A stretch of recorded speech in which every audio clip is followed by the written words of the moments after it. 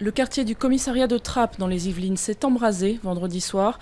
Un adolescent de 14 ans a été grièvement blessé lors de heurts entre jeunes et forces de l'ordre.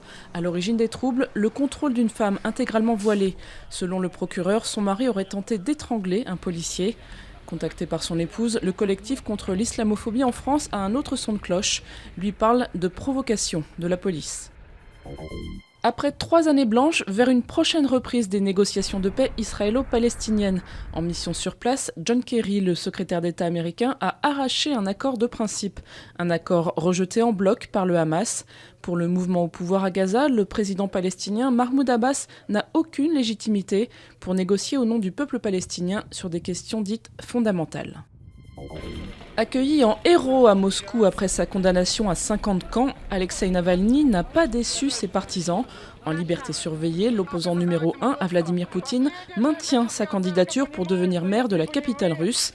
Navalny était jugé pour le détournement présumé de l'équivalent de 400 000 €, des faits qu'il a toujours niés. Bison Futé avait vu rouge et il avait raison. Avec plus de 330 km de bouchons sur les grands axes à la mi-journée, la circulation était difficile en ce jour de départ en vacances. Sans surprise, les plus gros ralentissements concernent l'axe menant à la Méditerranée. La route des plages du sud-ouest est elle aussi touchée. Dans le sens des retours, en revanche, peu de bouchons à signaler. Du sable, des parasols, des litres de crème glacée, pas de doute, Paris-Plage a repris ses quartiers sur les berges de Seine.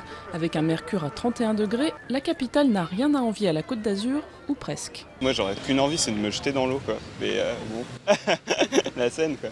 Faute de baignade, il se consolera avec une bonne partie de pétanque.